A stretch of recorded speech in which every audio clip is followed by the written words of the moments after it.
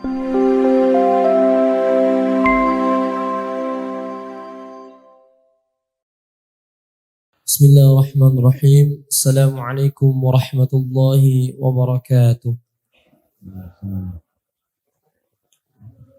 Alhamdulillah ala ni'matillahi la hawla wa la quwwata illa billah. Asyhadu an la ilaha illallah wahdahu la syarika lah. Lahul mulku wa lahul hamdu wa huwa ala kulli syai'in qadir. Asyhadu anna Muhammadan abduhu wa rasuluh la nabiyya wa la rasula ba'dah. Alhamdulillah, jamaah yang dirahmati Allah, pada malam hari ini kami dari International Aqsa Institute kedatangan tamu luar biasa. Beliau adalah Dr. Muhammad Thahir Mahmud Al-Karam. Beliau doktor ahli tafsir dari Universitas Tripoli, Lebanon, yang sekarang menjadi dosen pengajar di Universitas Ibnu Khaldun di Turki. Dan beliau adalah asli Palestina. Beliau asli dari Palestina yang terusir dari negaranya sendiri, yang sekarang sudah tidak punya rumah di sana. Jadi malam hari ini beliau akan menyampaikan muhadharah yang semoga banyak membawa hikmah dan banyak menjadi pelajaran untuk kita semua pada malam hari ini. Insya Allah akan disampaikan dalam bahasa Arab. Mungkin perlu diterjemahkan, mboten Mbak? Mboten nggih? Oh kok enten sing ngendika mboten, Bang? Oh ngoten. Nggih, niki mayoritas ngendika perlu diterjemahkan. Kula mohon izin untuk menerjemahkan, Pak nggih. Niki menawi enten salah-salah nggih. Mohon maaf niki. Tapi kita akan berikan yang terbaik untuk jamaah sekalian insyaallah. Tafadhal. Alhamdulillahirabbil alamin wassalatu wassalamu ala Rasulillah وعلى من سار على دربه واهتدى بهديه إلى يوم الدين. أما بعد، بداية أحييكم بتحية إسلامنا العظيم، بتحية أهل الجنة عندما يدخلون الجنة بسلام، فالسلام عليكم ورحمة الله وبركاته. Beliau bersyukur kepada Allah dan juga bersalat kepada Nabiullah Muhammad sallallahu alaihi wasallam dan siapapun umatnya yang mengikuti jalannya dan berpegang teguh pada sunnah-sunnahnya. Beliau menyampaikan salam. Salam ini adalah salamnya kaum muslimin di seluruh dunia. Salamnya ahli surga. Ketika masuk ke dalam surga mengucapkan Assalamualaikum warahmatullahi wabarakatuh. بداية أتوجه إليكم بالشكر الجزيل على حسن الاستقبال والضيافة وإتاحة الفرصة بأن أكون بينكم، وكذلك أشكر لجنة تعمير هذا المسجد والأخوة القائمين عندنا في المؤسسة بأن أتاحوا لنا الفرصة أن نتكلم عن فلسطين وما حولها، وجزاكم الله خيرا على حسن الاستقبال. Beliau senang sekali Pak bisa bertemu dengan bapak-bapak sekalian, bisa berkumpul di sini. Beliau sangat bahagia. Dan kemudian beliau bersyukur dan bahagianya lagi kita dikumpulkan di tempat yang diberkahi ini, yaitu di masjid. Beliau mengucapkan terima kasih kepada takmir, kepada yayasan, kepada pengurus semuanya yang telah memfasilitasi muhadharah malam hari ini yang akan membahas tentang Palestina, Baitul Maqdis dan yang ada di sekitarnya. وتزداد سعادتي وأنا أجلس بينكم في هذا المسجد العامر بكم، فإن المساجد خير بيوت الله وخير بقاع الأرض. الله سبحانه وتعالى أضافها لنفسه تشريفا وتكريما. قال سبحانه وتعالى وأن المساجد لله فلا تدع مع الله أحدا. وقول النبي صلى الله عليه وسلم أحب البلاد إلى الله مساجدها. Jadi salah satu hal yang membuat beliau semakin bersyukur adalah kita semua dikumpulkan di tempat yang mulia, yaitu di masjid. Karena sebaik-baik tempat di bumi adalah masjid. Dan masjid itu adalah Baitullah, rumahnya Allah. Dan masjid ini adalah milik Allah dan rumahnya Allah. Maka banyak sekali kebaikan-kebaikan ketika kita berkumpul di masjid ini. Ikhwani al-kiram, akhwati al-karimat, Allah subhanahu wa ta'ala yakhluqu ma yasha' wa yakhtar. ما الله سبحانه وتعالى يقول وربك يخلق ما يشاء ويختار ما كان لهم الخيرة سبحان الله وتعالى عما يشركون. الله سبحانه وتعالى اختار لنا شهر رمضان وجعل صيامه ركنا من أركان الإسلام الخمسة التي بني عليها، وجعله مكفرا للسيئات، وجعل فيه ليلة خير من 1000 شهر، مصداقا لقوله سبحانه وتعالى إنا أنزلناه في ليلة القدر وما أدراك ما ليلة القدر ليلة القدر خير من 1000 شهر.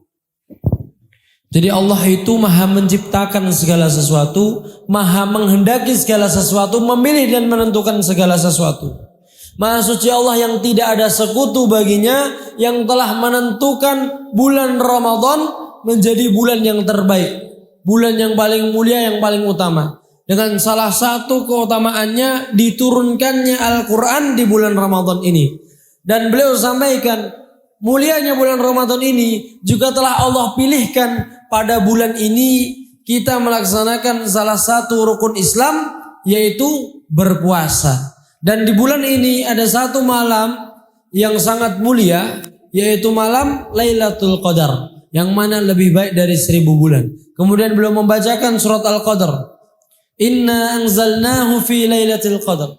Sungguh kami telah menurunkannya, maksudnya menurunkan Al-Quran pada malam Lailatul Qadar. Wa ma adraka ma Lailatul Qadar. Dan sungguh apakah kamu tahu apa itu malam Lailatul Qadar? Lailatul Qadri khairum min 1000 syahr. Malam Lailatul Qadar adalah malam yang lebih baik dari 1000 bulan. واختارنا لنا 3 مساجد تشد إليها الرحال، مصداقا لقوله صلى الله عليه وسلم لا تشد الرحال إلا إلى 3 مساجد، المسجد الحرام ومسجد هذا والمسجد الأقصى. Dan Allah juga telah memilih untuk kita, Pak, 3 masjid yang kita diperintahkan untuk ke sana. Kata Nabi, la tusyaddur rihal, jangan paksakan perjalanan illa 3 masajid, kecuali ke 3 masjid. Yang pertama Masjidil Haram, ten pundi, Pak? Mekah. Yang kedua kata Nabi Masjid Hada, masjid ini. Bukan ini, Pak. Maksudnya pas itu Nabi lagi di Masjid Nabawi. Masjid Nabawi di Madinah. Dan yang ketiga wa Masjidil Aqsa, dan Masjidil Aqsa.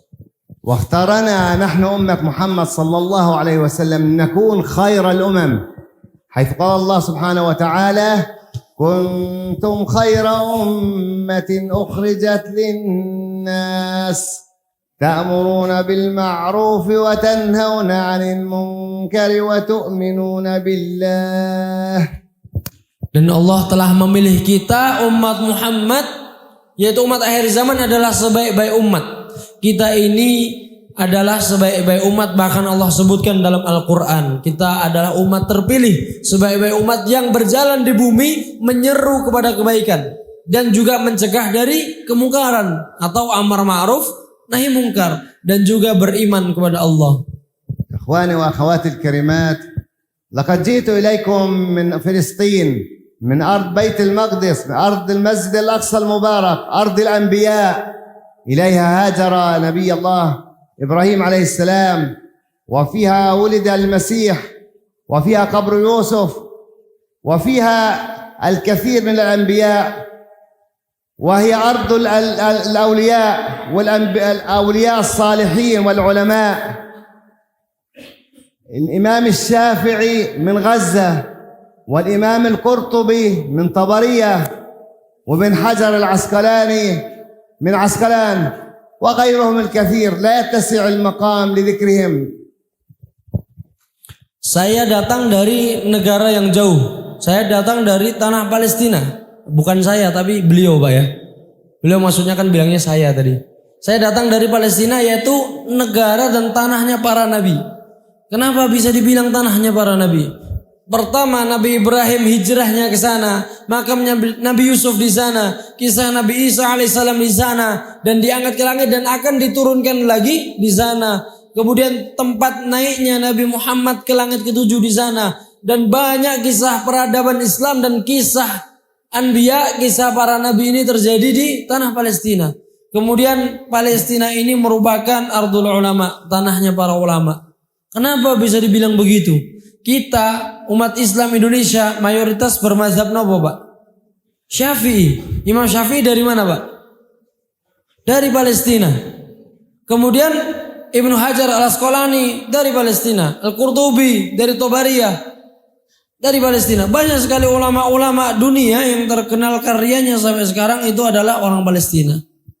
القدس وفلسطين جزء لا يتجزأ من عقيدتنا، فهو أولى القبلتين وثاني المسجدين وثالث الحرمين الشريفين، ومنه من المسجد الأقصى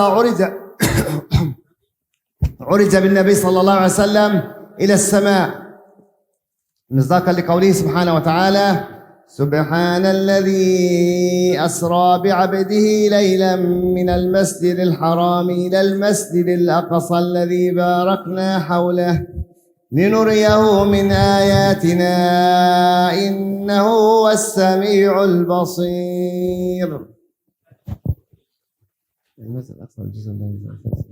Masjidil Aqsa ini adalah bagian dari akidah kita, Pak. Bagian yang tidak terpisahkan dari akidah kita. Kenapa bisa begitu? Masjidil Aqsa adalah kiblat pertama umat Islam saat perintah sholat diperintahkan kepada Nabi, diwajibkan perintah sholat. Sebelum umat Islam sholat menghadap Ka'bah, Nabi bersama para sahabat sholat menghadap Masjidil Aqsa di Palestina. Kemudian Masjidil Aqsa ini adalah salah satu dari dua masjid pertama yang dibangun di bumi. Masjid kedua yang dibangun di bumi. Kemudian salah satu dari tiga masjid yang Allah muliakan yang Nabi memerintahkan kita untuk datang ke sana. Banyak sekali keutamaan Masjidil Aqsa, apalagi yang terkait dengan akidah kita sebagai seorang muslim. Salah satunya kisah Isra Mi'raj Nabi Muhammad sallallahu alaihi wasallam. Itu kisahnya terjadi di mana? Di Palestina. Dan naiknya ke langit ketujuh adalah dari Masjidil Aqsa di Palestina. Kemudian beliau membaca surat Al-Isra. Subhanalladzi asra bi'abdihi laylan minal masjidil harami ilal masjidil aqsa alladzi barakna hawlah linuriyahu min ayatina innahu was-sami'ul basir. Maha suci Allah yang telah memperjalankan hambanya dari Masjidil Haram ke Masjidil Aqsa dalam satu malam yang Allah berkahi sekelilingnya untuk menunjukkan tanda-tanda kebesaran Allah. إن قضية فلسطين قضية إسلامية قبل أن تكون عربية أو فلسطينية. فالذي حرر بيت المقدس في المرة الأولى فاروق هذه الأمة خليفة المسلمين الثاني عمر بن الخطاب، حيث جاء بنفسه وتحمل مشاق الطريق من أجل أن يتسلم مفاتيح بيت المقدس. Palestina ini adalah tanahnya umat Islam di seluruh dunia. Tanah Islamiyah. Bukan hanya tanah orang Palestina atau tanah milik orang-orang Arab. Tapi milik orang Islam di seluruh dunia. Kita ketahui bersama yang pertama kali membebaskan Masjidil Aqsa adalah khalifah yang kedua Umar bin Khattab. Bersama kaum muslimin pada waktu itu membebaskan Masjidil Aqsa. والذي حرر بيت المقدس في المرة الثانية صلاح الدين الأيوبي، حيث جاء وجمع صف المسلمين ووحد كلمتهم من أجل نصرة المسجد الأقصى وفلسطين. Kemudian setelah Palestina dijajah lagi, kemudian berhasil dibebaskan dan dimerdekakan lagi oleh Salahuddin Al-Ayyubi bersama kaum muslimin pada waktu itu yang merapatkan barisan, menyatukan tujuan untuk membebaskan Masjidil Aqsa. إخواني أخواتي الكريمات، أنتم تتابعون على التلفاز ما يمر به من خطر المسجد الأقصى المبارك، فهو كل يوم يكثر من اقتحاماته من أجل التقسيم الزماني والمكاني وصولا لهدم المسجد الأقصى المبارك وبناء هيكل سليمان المزعوم على أنقاضه. Bapak Ibu sekalian, kita punya TV di rumah. Mungkin kita sudah melihat peristiwa-peristiwa yang terjadi di Palestina. Dan saat ini kondisi di Palestina sedang dalam penjajahan yang sangat pahit, penjajahan yang sangat menyedihkan, pembantaian dan sebagainya. Bukan peperangan tapi pembantaian. Nah, di sini Pak, orang Yahudi ini ingin menguasai Masjidil Aqsa, ingin menguasai Palestina secara keseluruhan. Jadi tadinya ingin membagi Masjidil Aqsa sebagian untuk Yahudi, sebagian untuk Islam, dan mereka ingin menguasai semuanya karena merasa Masjidil Aqsa adalah milik orang Yahudi. Dan juga akan menghancurkan Masjidil Aqsa, akan dibangun di atasnya Haikal Sulaiman. Ini cita-citanya negara Israel. ومن أجل المسجد الأقصى إخوانكم في فلسطين قدموا أرواحهم من أجل فلسطين، فهم في الصف الأول في الدفاع عن المسجد الأقصى وفلسطين. فكانت الحرب طوفان الأقصى، غزة اليوم تباد من أجل بسبب دفاعها عن القدس ومسجد الأقصى المبارك. فالآن الحرب لم تبكي ولا شجر ولا حجر، هدموا المساجد والجامعات وقتلوا الأطفال والنساء وجوعوا الناس، كل ذلك بسبب دفاعهم عن المسجد الأقصى المبارك. Sekedar Pak, rotok dawa ini tak tanglet sekedik iki. الحرب اللي صارت بسبب الدفاع عن المسجد الأقصى. Nah, jadi beliau sampaikan tentang perang yang saat ini terjadi di Palestina, Pak. Saat ini perang yang terjadi di Palestina itu adalah peperangan yang sebenarnya tidak seimbang. Peperangan yang sebenarnya adalah pembantaian. Orang-orang Yahudi, orang-orang Zionis Israel membantai anak-anak Palestina, ibu-ibu, perempuan, orang-orang tua yang seharusnya pun dilindungi dalam undang-undang perang itu dibantai semua, Pak. Rumah-rumah dihancurkan, masjid-masjid dihancurkan. Apa yang bisa mereka lakukan akan mereka lakukan. Untuk apa? Untuk menguasai penuh Palestina ini tadi, Pak. Mereka melakukan berbagai upaya untuk mengeluarkan warga Palestina, dari tanah air mereka sendiri. نحضكم ونستنهضكم من أجل أن يكون لكم كأمة مسلمة وأن تساهموا من أجل الدفاع عن فلسطين والمسجد الأقصى المبارك، بأن يكون لكم بالدعاء في جمع الأموال لفلسطين، في التواصل الاجتماعي، في التظاهرات في الشوارع، كل عمل لا تستهين به من أجل نصرة فلسطين. Jadi saudara-saudara kita di Palestina, Pak, yang tadi disampaikan itu sebelumnya beliau mengatakan bahwa banyak yang ditangkap, dibantai, dibunuh. Karena apa? Karena mereka ingin mempertahankan Masjidil Aqsa dan ingin mempertahankan tanah airnya Palestina. Dan sekarang kita bisa saksikan kondisi saat ini yang sangat memprihatinkan. Mereka itu nyawa itu sudah tidak ada harganya lagi. Dan sebabnya mereka dibantai adalah apa? Mereka ingin mempertahankan Masjidil Aqsa dan ingin mempertahankan tanah air mereka. Kemudian Pak, mujahid yang ada di garis terdepan saat ini, orang-orang Palestina berada di barisan terdepan untuk menjaga tanah air mereka dan tanah suci umat Islam dunia. Dan kita saat ini jauh sekali dari sana. Lalu apa yang bisa kita lakukan? Beliau berharap semoga kita bisa banyak melakukan perjuangan pembebasan Masjidil Aqsa. Contohnya dengan apa? Dengan berdoa. Kita berdoa kepada Allah untuk saudara kita di sana. Kita berdoa dalam sujud kita. Kita mendoakan dalam waktu luang kita. Kira-kira sudah berdoa belum, Pak, untuk mereka? Sudah ya? Alhamdulillah. Kemudian setelah berdoa, kita bisa berjihad dengan jihad kalimah. Seperti ini yang sedang kita laksanakan. Berkumpul, bermajlis, membahas tentang Masjidil Aqsa dan Palestina. Kemudian menyampaikan lagi kepada anak cucu kita, orang-orang di sekitar kita, sebagai bentuk perjuangan kita untuk menanamkan kecintaan kepada Palestina dan Baitul Maqdis. Kemudian dengan apa? Dengan harta kita. Jika kita mampu mengirimkan bantuan kepada saudara-saudara kita yang berjuang di sana. كما جاء في حديث ميمونة مولاة النبي صلى الله عليه وسلم قالت يا نبي الله أفتنا في بيت المقدس، فقال أرض المنشر والمحشر، إيتوه فصلوا فيه، فإن صلاة فيه كألف صلاة فيما سواه. قالت أرأيت من لم يطق أن يتحمل إليه أو يأتيه؟ قال فليهدي إليه زيتا يسرج فيه، فإن من أهدى له زيتا كان كمن صلى فيه. Dalam hadis yang diriwayatkan oleh Maimunah ketika bertanya kepada Rasulullah, "Aftina bi Baitul Maqdis." Berikanlah kami wasiat tentang Baitul Maqdis ya Rasulullah. Kata Nabi, "Ardul mahsyari wal mansyar." Bumi tempat berkumpul dan bertebaran, utuhu fasallu fi. Datanglah ke sana dan salatlah di sana. Kira-kira kenapa kita diperintahkan Nabi untuk salat di sana? Fa inna salatan fi ka alfi salatin fi ma siwa. Ketika kita sholat di sana Pak, 1 kali dalam riwayat yang ini seperti 1000 kali sholat di tempat yang lain. Kira-kira kalau kita 1000 kali taraweh di masjid ini butuh berapa tahun Pak?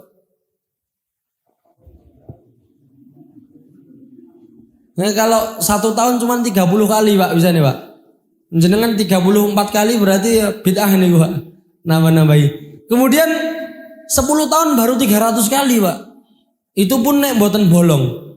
Nah di sana sholat 1 kali seperti 1000 kali sholat di tempat yang lain. Kemudian ditanya lagi, kalau kita nggak bisa ke sana gimana ya Rasulullah? Kata Nabi, fatuhdi lahu zaitan. Maka hadiahkanlah minyak. Minyak untuk penerangan Masjidil Aqsa. Faman fa'alahu fahuwa kaman ata. Barang siapa memberikan hadiah minyak untuk Masjidil Aqsa, seolah-olah telah datang ke sana. Dalam riwayat yang lain seolah-olah telah sholat di sana. Nah ini Masya Allah, Nabi memberikan kemudahan bagi kita Pak. Nggak bisa ke sana, ya udah ngirim hadiah untuk sana. باستطاعتنا نحن كمسلمين أن نكون رغم البعد المسافة بين أندونيسيا وفلسطين أن نكون نحن والمجاهدون هكذا متساوون. كيف؟ عندما ندعو لفلسطين، عندما نتظاهر ونعبر عن شعورنا نصرة للمسجد الأقصى وفلسطين ونقدم أموالنا من أجل فلسطين، نكون أنت والمجاهد في المعركة متساوون. Jadi kita umat Islam Indonesia yang jaraknya jauh sekali dengan saudara kita di Palestina, ini kita bisa mendapatkan pahala yang sama, derajat yang sama dengan saudara kita yang berjihad di sana. Mau tahu caranya Pak? Tadi sudah disampaikan. Pertama dengan mendoakan saudara kita di sana, dengan berjuang dengan jihad kalimat kita, menyampaikan kebenaran atas Baitul Maqdis dan Palestina. Kemudian dengan harta kita yang kita kirimkan ke sana untuk membantu perjuangan di sana, untuk makan dan sebagainya. Kemudian dengan apa yang bisa kita lakukan dalam perjuangan ini, maka derajat kita sama seperti mujahid yang berjuang di garis depan. Kalau kita langsung ke sana Pak, ngewo-ngewoi Pak, leres mboten. Ngewo-ngewoi Pak. Mereka lebih tangguh dari kita. Maka dengan derajat yang sama, insya Allah kita bisa mendapatkan derajat yang sama dengan amalan-amalan tadi. Takbir. Allahu Akbar. فإندونيسيا موجودة في قلب كل فلسطيني، بل أنتم وأعمالكم الخيرية موجودة على الأرض في فلسطين.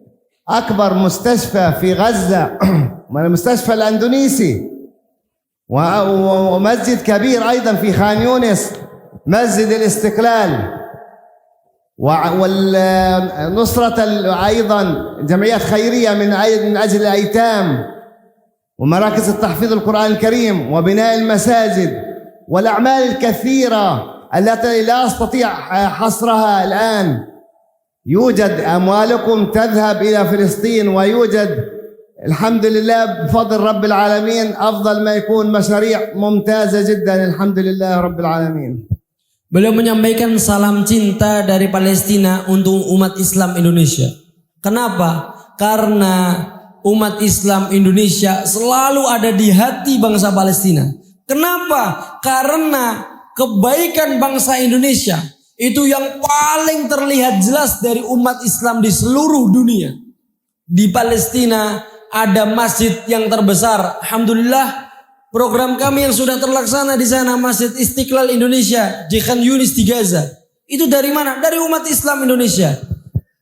Rumah sakit yang terbesar di Gaza, salah satu rumah sakit terbesar di sana adalah rumah sakit Indonesia. Kemudian di sana banyak yayasan-yayasan amal. Kemudian banyak program-program kebaikan, dapur umum, pengobatan, ambulan dan sebagainya, sumber air dan sebagainya. Itu semua dari mana? Dari umat Islam Indonesia.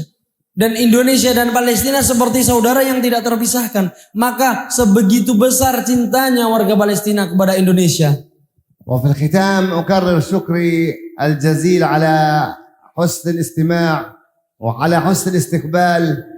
أسأل المولى عز وجل الذي جمعني بكم في هذا المسجد أن يجمعنا في المسجد الأقصى المبارك وهو محرر، وأنتم تكونوا من جنود التحرير إن شاء الله. والسلام عليكم ورحمة الله وبركاته. Dalam penutupnya beliau berdoa, semoga kita semua yang berkumpul di sini dapat berkumpul lagi bersama-sama di Masjidil Aqsa dalam keadaan yang telah merdeka. Dan kita semua menjadi tentara-tentara Allah yang membebaskan Masjidil Aqsa insyaallah. Allahu Akbar. Jadi Bapak Ibu sekalian, ini ada sedikit video yang mungkin bisa kita saksikan beberapa program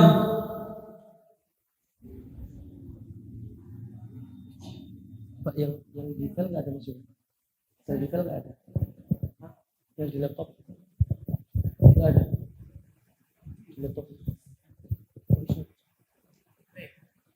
Wah, masya Allah, ini karena kesalahan teknis, mohon maaf Bapak. Ini sebenarnya kami mau saksikan sebagai juru masak yang sudah ditunggu warga Gaza, Palestina yang mengungsi di Rafah. Setiap gerakan para koki disambut antusias para pengungsi. Saat tuang pasta dari karung ke dalam saus di panci besar yang dimasak dengan tungku api kayu bakar. Makanan hampir masak, warga pun merapat. Ketika pasta sudah siap disajikan, anak-anak hingga orang dewasa berdesakan meminta jatah makan mereka.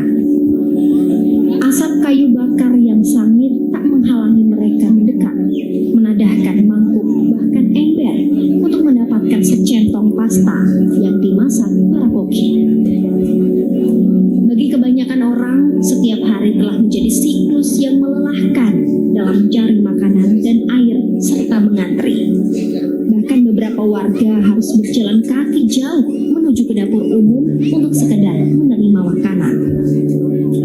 يجب المسافات بعيدة عشان أصل الأكل لأولادنا.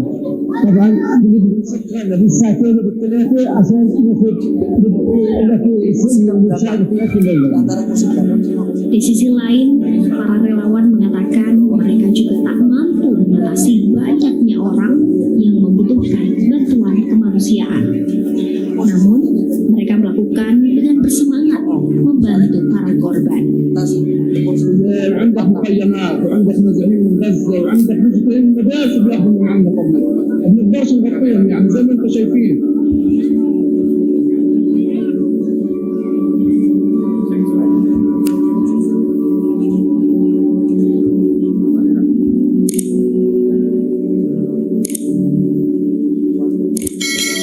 Maaf sekali, jadi belum bisa ditampilkan di sini. Dan kemudian banyak program-program dari Indonesia yang dari kami yang telah dilaksanakan di sana ada di dalam laptop tersebut. Mungkin lain waktu akan kita kirimkan filenya. Jadi Bapak Ibu sekalian, saudara-saudara kita di sana saat ini sedang dalam masa yang sangat sulit. Dalam peperangan Oktober sampai saat ini Pak, sudah lebih dari 30.000 orang yang syahid. Hampir 40.000 orang yang syahid dan ratusan ribu lainnya luka-luka Pak. Kemudian dari 30-an ribu sekian yang syahid, 70% adalah perempuan dan anak-anak. Bayangkan mawon Pak, dari 100 orang yang meninggal, 70-nya perempuan dan anak-anak. Sedangkan seharusnya dilindungi oleh hukum humaniter, undang-undang internasional. Tapi nyatanya sampai saat ini terus dilakukan pembantaian yang tidak selesai-selesai.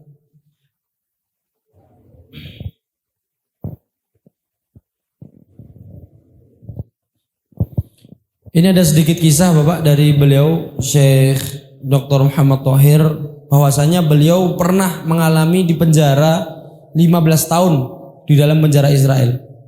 Dan itu dengan segala siksaan yang mungkin gak bisa saya ceritakan di sini. Segala siksaannya itu selama 15 tahun bisa dibayangkan saja, Pak. Di penjara tanpa sebab, tanpa pengadilan. Jadi pokoknya kelihatan ini pengen mempertahankan negaranya, pengen bela negara, ditangkap. Kemudian beliau setelah dilepaskan dari penjara diusir dari rumahnya. Bapak ibunya sekarang alhamdulillah masih di Jenin, tapi keluarganya yang di Gaza, Pak, tinggal dalam satu rumah susun. Ngertos nggih rumah susun nggih? Rumah susun ketika datang serangan roket, rumah susun hancur, Pak Ade, Bude, ponaan-ponaannya 40 orang meninggal sekaligus. Ini keluarga beliau langsung. 40 orang meninggal sekaligus. Dan apa kata beliau? Alhamdulillah. Maha suci Allah, segala puji bagi Allah. Beliau memuji-muji Allah. Kenapa? Satu orang yang syahid bisa memberi syafaat untuk 40 keluarganya. Nah ini 40 yang syahid. Maka berapa yang bisa mendapatkan syafaatnya insya Allah. Jadi begitu teguhnya saudara-saudara kita yang ada di Palestina. Kalau kita membahas tentang Palestina, Pak, gak akan ada habisnya. Mungkin 7 hari 7 malam kita bahas Palestina gak akan selesai. Betah mboten, Pak, kita bahas 7 hari 7 malam. Belum tentu betah. Kita bahas tentang Nabi Muhammad, kisahnya dari kelahiran Nabi, sebelum kelahiran Nabi hingga wafatnya Nabi. Sedangkan tentang Palestina, ketika kita membahas Palestina bukan hanya dari zaman Nabi Muhammad.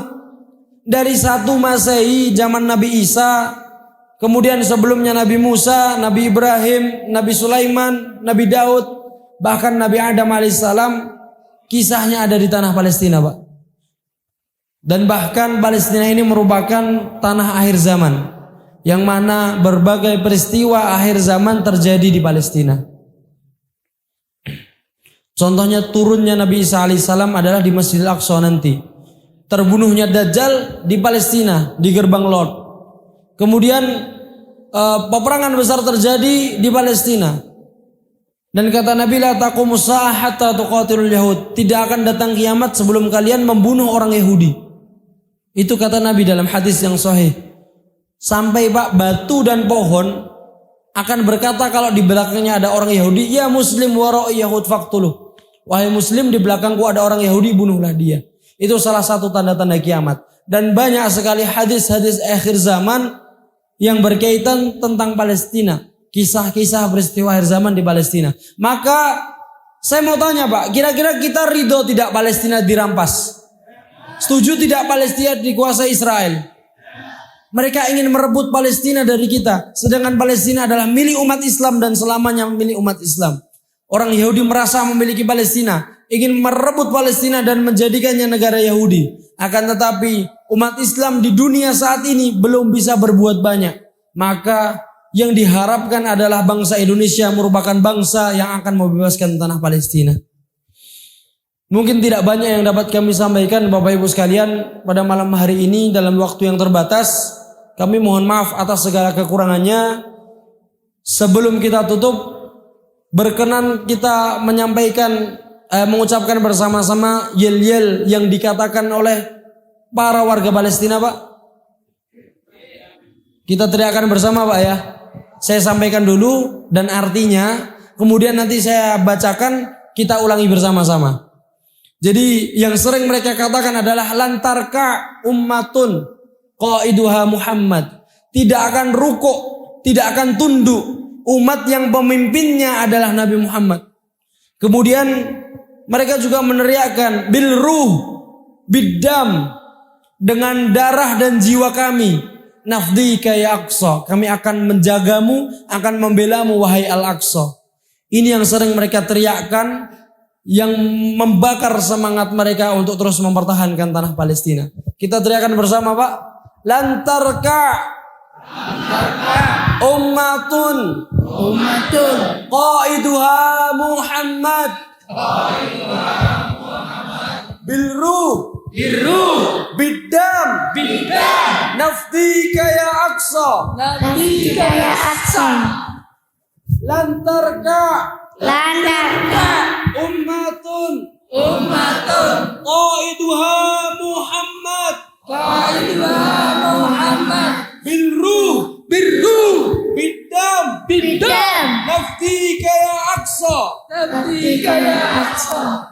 Semoga Allah mengizinkan kita semua menjadi umat terbaik yang berhasil membebaskan Masjidil Aqsa dan sholat bersama-sama di sana. Amin. Sebelum kami tutup Pak, kami menyampaikan bahwa dari Laziz Sultan Agung memberikan fasilitas bagi Bapak Ibu sekalian, memberikan kemudahan bagi Bapak Ibu sekalian yang ingin berinfak, bersedekah untuk saudara-saudara kita di Palestina, maka akan dibantu untuk menyalurkan. Ini bukan berarti kita datang untuk minta donasi, bukan. Kita datang untuk minta uang Bapak Ibu, bukan. Kita memberikan fasilitas. Jadi Bapak Ibu yang ingin berdonasi ke Palestina, maka akan dibantu salurkan. Kalau mau berangkat sendiri, boleh.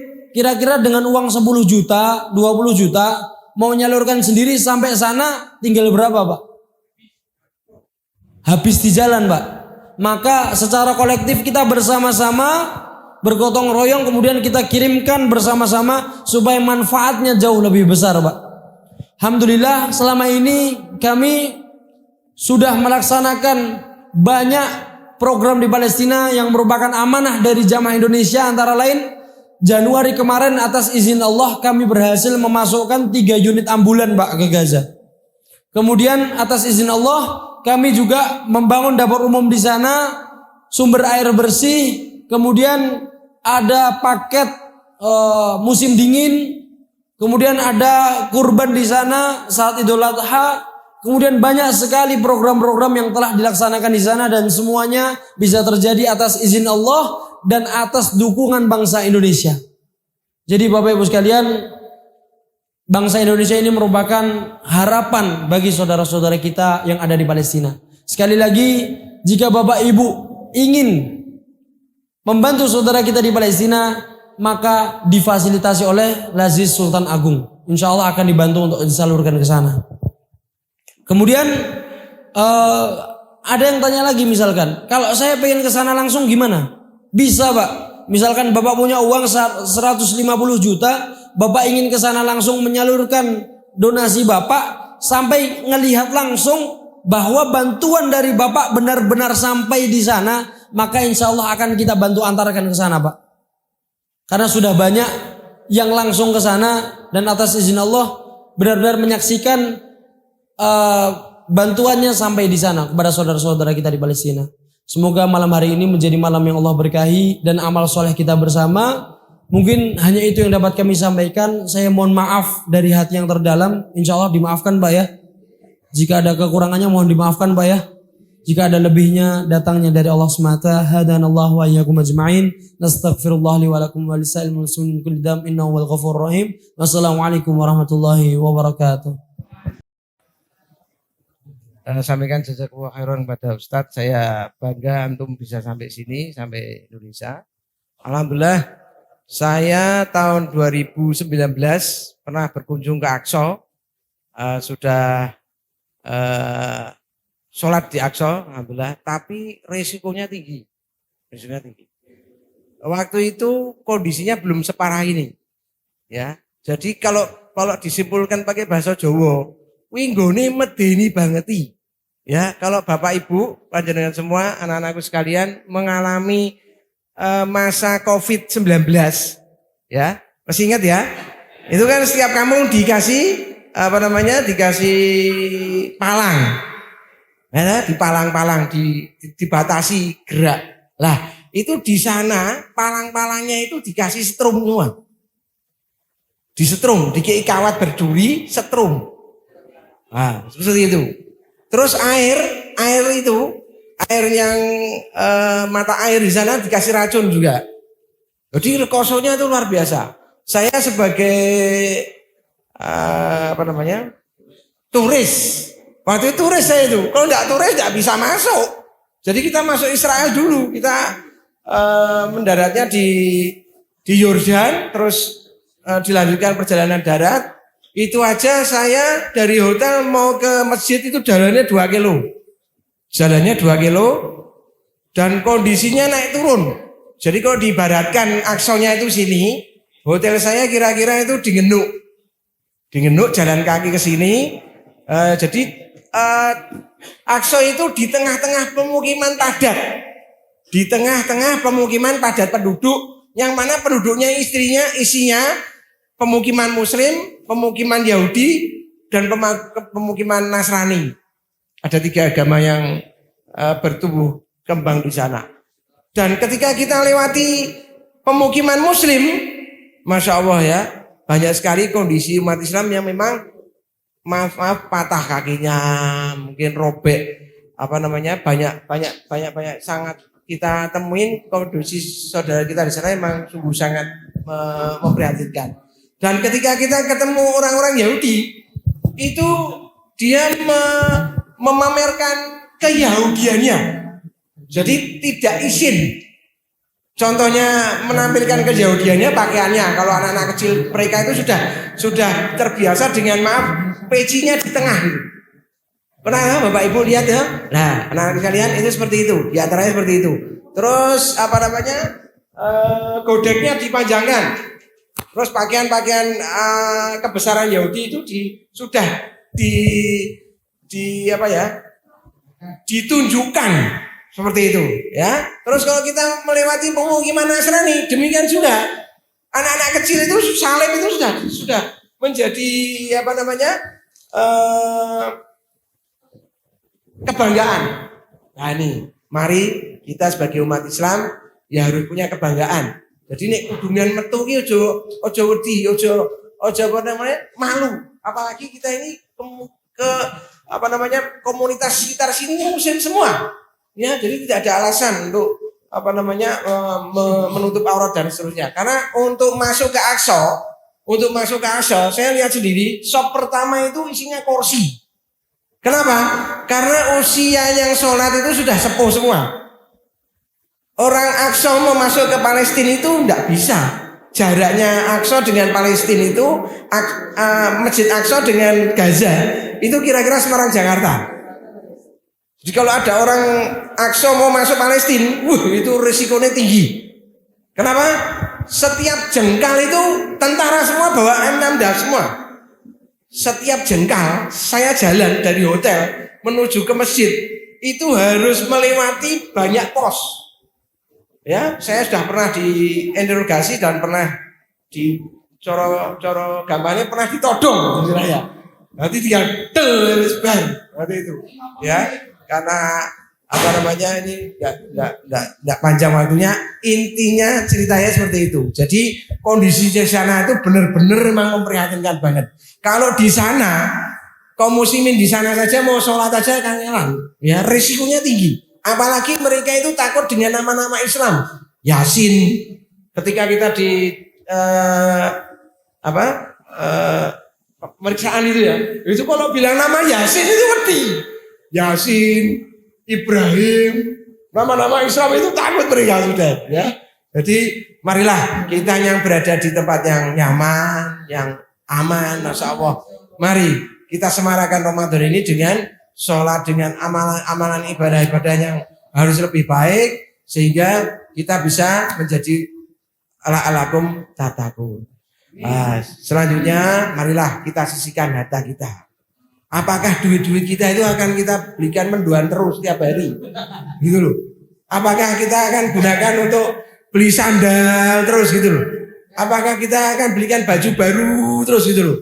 Mari 1.000, 2.000 kita infakkan. Mau kapan lagi? Ya, apa kita mau mati mau sama sandal jabit ya? Tidak bisa, tidak ganggu. Tapi dengan sedekah yang kita keluarkan, walaupun itu mas tatoktum ya, itu akan menjadi penerang kubur kita masing-masing. Saya kira ini tambahan dari saya. Mudah-mudahan informasi seperti ini akan menambah pemahaman para jamaah yang lain. Sesuai khairan. Bayar visanya kemana Pak? Bisa ada yang itu dia. Saya tambahin boleh Pak? Nah, ini sewu. Ada juga ustadz yang bilang, loh kata siapa Palestina itu perang? Lawang damai kok. Saya datang ke Masjidil Aqsa, sholat di sana, pulang ya selamat badan utuh. Ada yang bilang gitu nggih? Pernah denger nggih? Nuwun sewu. Saya sebenarnya hormat sama ustadz itu, tapi dalam hal ini saya sangat tidak setuju. Mungkin beliau kurang wawasan pada waktu itu, atau mungkin salah orang yang menceritakan. Ya kurang dolan bisa Pak. Jadi gini Pak, nuwun sewu, Palestina itu luas. Ibarat Palestina adalah Semarang Raya, kota Semarang, Kabupaten Semarang dan sebagainya. Palestina itu tersisa Semarang daerah mepet Boyolali Selo sama tinggal Genuk Pak. Istilah katanya gitu Pak. Jadi kecil sekali. Sayang sekali laptopnya tidak ketemu. Kalau ada tadi kita tampilkan semua proses perebutan dan aneksasi tanah Palestina dari 100% milik orang Palestina, Yahudi hanya numpang sebagai pengungsi, kemudian merebut tanah, membunuh dan sebagainya, membuat pemerintahan memahalkan harga tanah dan rumah, hingga tanah orang Palestina dihancurkan karena nggak kuat bayar, dan terus sampai saat ini itu ada. Tapi maaf kita tidak bisa putarkan karena videonya tidak ketemu. Terus kemudian tadi Pak terkait Masjidil Aqsa. Ini pertanyaan besar umat Islam. Kenapa kita bisa masuk ke Masjidil Aqsa dan sedangkan orang Gaza tidak bisa? Orang Gaza Pak kalau mau ke Masjidil Aqsa itu di tembok-temboknya benar tadi ada kawat berduri, dialiri listrik, ada senjata di atas, kita nerobos mati ketembak. Nah orang Indonesia bisa Pak kita ke sana, nuwun sewu, membayar visa ke Israel. Leres toh Pak? Diakui sama beliau memang. Karena kenyataannya seperti itu Pak. Kalau enggak gitu kita enggak bisa ke sana. Kemudian jadi kita membayar visa ke Israel, bayar pajak ke Israel, bayar tiket ke Israel. Itu pun jangan merasa mboten aman Pak. Apalagi yang di Gaza. Nah Masjidil Aqsa ini di bawah kekuasaan Israel. Sedangkan Gaza belum bisa dikuasai Israel. Jadi diserang terus. Ini salah satu propaganda Pak. Framing dibuat seolah-olah Palestina aman dengan apa? Orang Indonesia, orang Amerika, orang mana bisa datang ke Masjidil Aqsa seolah-olah Palestina aman. Padahal Masjidil Aqsa sama Gaza sekitar 1 jam jaraknya. Seluruh Palestina sudah dikuasai. Masjidil Aqsa kita ke sana dijaga keamanannya sama tentara Israel. Karena apa? Kita datang sebagai turis. Bisa dipahami Pak? Nah kenapa ustadz-ustadz itu yang datang ke Masjidil Aqsa pulang masih selamat, bisa dipahami Pak? Kira-kira seperti itu. Coba beliau datangnya ke Gaza. Mungkin sampai sini gak bisa ngisi kajian lagi. Mungkin. Tapi memang alhamdulillah teman-teman saya banyak yang di Gaza. Atas izin Allah sebagian sudah selamat, sebagian banyak yang syahid. Kemudian teman saya yang di Gaza ini beberapa sudah pada pulang ke Indonesia, sudah banyak yang pulang ke Indonesia. Yang orang Gaza maupun yang orang Indonesia sudah pulang karena kondisinya yang sangat tidak aman. Kira-kira seperti itu. Kemudian terakhir harapannya kita ke Masjidil Aqsa bersama-sama itu tidak perlu bayar pajak ke Israel, tidak perlu bayar visa ke Israel. Karena itu milik Palestina bukan milik Israel. Harapannya kita semua bersama-sama umat Islam seluruh dunia membebaskan Masjidil Aqsa insya Allah. Orang Yahudi itu jumlahnya sedikit Pak. Kalau nggak salah 9 juta kalau nggak salah. Saya lupa. Berapa ya? Pokoknya ratusan ribu sampai 9 juta. Saya lupa jumlahnya Pak. Mohon maaf Pak. Takut salah nanti nggak malah jadi bahan introspeksi. Memang saya lupa jumlahnya. Ibarat kata satu negara Israel lawan sak Jawa Timur itu masih menang Jawa Timur 1 banding 40 kita ya Pak. Satu orang Yahudi dikeroyok 40 kuli sama 20 bonek mungkin Pak. Tapi kenapa nggak bisa? Orang Yahudi yang jumlahnya cuma berapa juta lawan orang Islam di seluruh dunia yang sekian miliar jumlahnya. Ibarat kata satu Yahudi dikeroyok 1 juta umat Islam diketaki itu ya selesai Pak. Tapi kenapa nggak bisa? Karena ya kita birokrasinya kita nggak bisa, secara politik dan sebagainya kita nggak bisa, dan umat Islam belum kuat dan belum bersatu. Semoga ke depan umat Islam segera kuat dan bersatu. Mungkin itu Pak, tadi sudah ditutup. Terima kasih atas waktunya. Mungkin yang ngersani foto bareng kita bisa foto bareng. Yang nggak kebagian foto sama Syekh nanti fotonya sama saya. ربي لك الكون ينادي وفق من جاءك يسعى